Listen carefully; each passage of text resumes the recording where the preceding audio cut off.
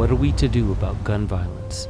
In the wake of a mass shooting, there is somewhat greater support for doing something, and the specifics of what that is, nobody can seem to really agree on. The gunman was inside the school for 1 hour and 17 minutes. As Uvalde police look more and more culpable of blame, this tragedy is being politicized, even in Canada. Canadian Prime Minister Trudeau is making headlines for legislation that would put a national freeze on handgun purchases. A national freeze on handgun ownership.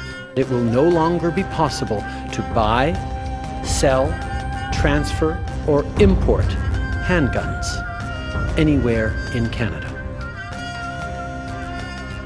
We cannot let the guns debate become so polarized that nothing gets done. I find it ironic in the United States, this idea of freedom is associated with bearing a gun.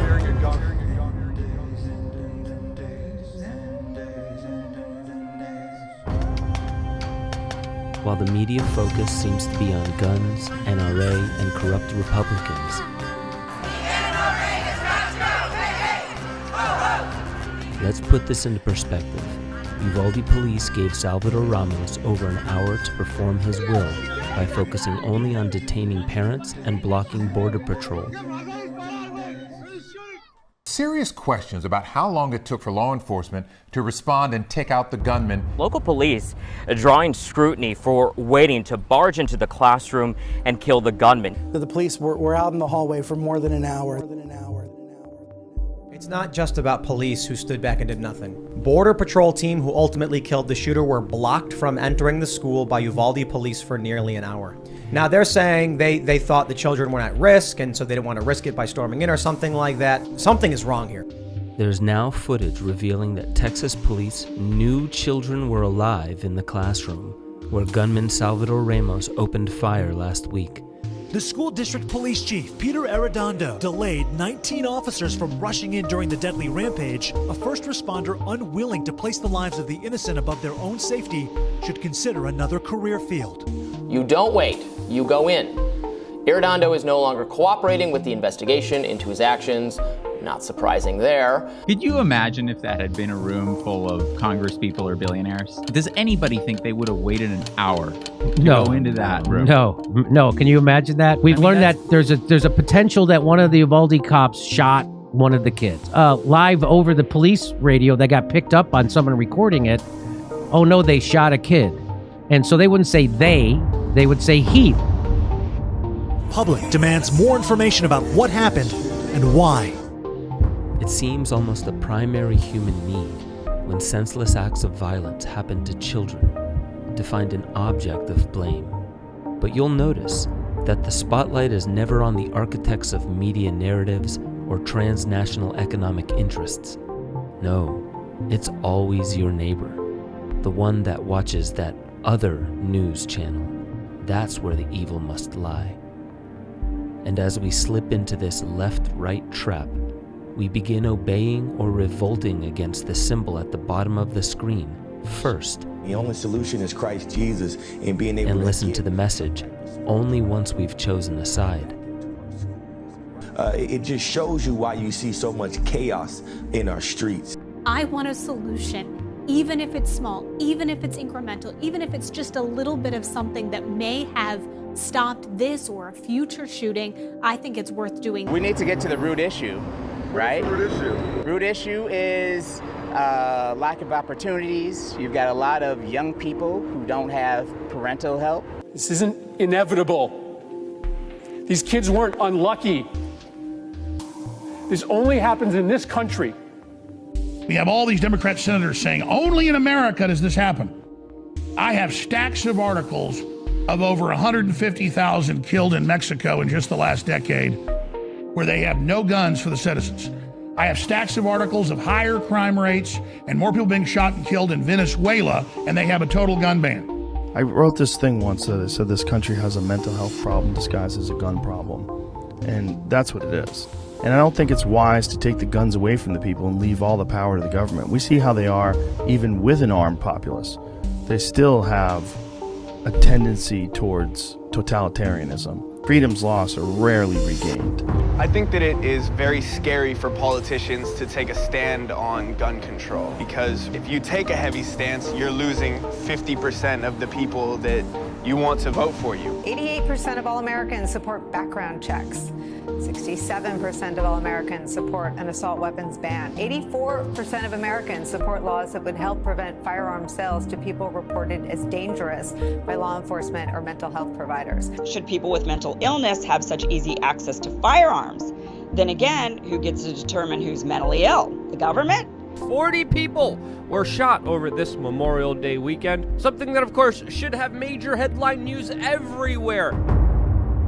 And now, the story of Angelique Gomez, a mother of 2 students at Robb Elementary who got her boys out of the school while the shooter was firing, despite being stopped and handcuffed by Uvalde Police. They were being more aggressive on us parents that were willing to go in there, and like I told one of the officers, I don't need you to protect me, get away from me, I don't need your protection. If anything, I need you to go in there with me to go protect my kid. He immediately put me in cuffs. After Uvalde police officers told marshals to uncuff Gomez, she ran towards the school. Once she was assured her son was okay, Gomez ran to get her other child, encountering more officers who tried to stop her. There's a guy inside of a school with a gun shooting kids, and they're outside tasing parents. When I went to my second son's door, the teacher didn't want to open the door for me. So that's when they started escorting me out. And as I see that they're opening my son's door, I go run for my son and I get him. With both of her kids out safe, Gomez still can't shake the thought of those who didn't make it.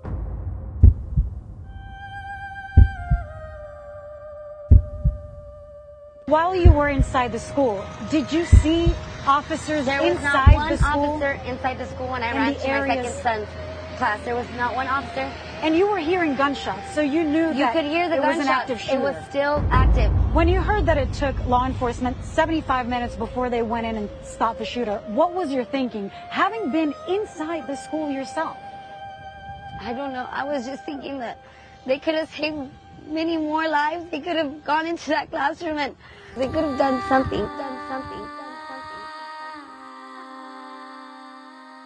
She's on probation for some charges from about a decade ago, and that she received a call from someone in law enforcement telling her that if she keeps talking to media or if she, keeps sharing her story, that she might face some kind of violation for obstruction of justice. So she was holding back from sharing her story until now because a judge told her that she was brave and that her probation would be shortened. So that gave her the courage to talk to us. Many errors in the official story are coming to light about the official timeline, how police claim they believed it was not an active shooter scenario, even though children from inside the school were calling and contradicting that intel. A teacher was blamed for propping open the door when instead the shooter got inside through an unlocked door. As desperate as all this seems, not all stories involving guns are purely tragic. In fact, this Memorial Day weekend in Charleston, West Virginia, a man who brought an assault rifle to somebody else's graduation party was killed by a woman with a legally owned handgun. The only casualty was the would-be mass shooter. Charleston police say it all started when this man, 37-year-old Dennis Butler, armed with an AR-15 style rifle, started shooting at the crowd. Police say a woman then pulled out her pistol, shot him, and killed him. This lady was carrying a lawful firearm, a law-abiding citizen who stopped the threat of probably 20 to 30 people getting killed. Court records show Butler had been convicted of 2 felonies in the past, meaning he should have never had a gun to begin with. The hatred that visited this community. It's a paradox. Without guns, this man wouldn't have had a gun to kill with. However, he may have still attempted murder. And without guns, this woman may have been powerless against that aggressor. Yet, does this one victory for the Second Amendment truly justify all other gun-related violence? Milwaukee, 4 times. Brookshire, Texas, Springfield, Detroit, Ohio, Tuscaloosa, Tarpon Springs, Florida, Clarkson, Chicago, Georgia, 9 Lexington, times. Kentucky, St. Louis, Garland, Texas, twice. Indianapolis, San twice Antonio, as well. 4 Baltimore, times, 6 Phoenix times. twice, Philadelphia, Birmingham, 5 times. Myrtle Beach, Lafayette, Indiana. Enough is enough! Enough is enough! Enough is enough! So when the dust is still settling from a recent gun massacre at an elementary school, gun control advocates focus on the present horror for emotional appeal and political narrative, and the opponents focus on shifting blame to any other aspect of society and always fall back on that age-old conundrum. If we give up our guns, history will do to us what it has done to all those unfortunate people that endured extermination by the millions and subjugation by a power-hungry elite that just took the people's guns. It's not conspiracy theory. It's textbook history. We don't even try to hide it. But those on the left may say, it would never happen here, not to us. Don't be so paranoid. And those on the right may reply, can't you see? It's already happening here. Where do you think this post-2020 train is taking us? Your lack of historical wisdom and your faith in our current government may doom us to a new dark age. The left has hope that there's a more beautiful world possible, and it doesn't need the unholy gun for protection. Perhaps they're correct.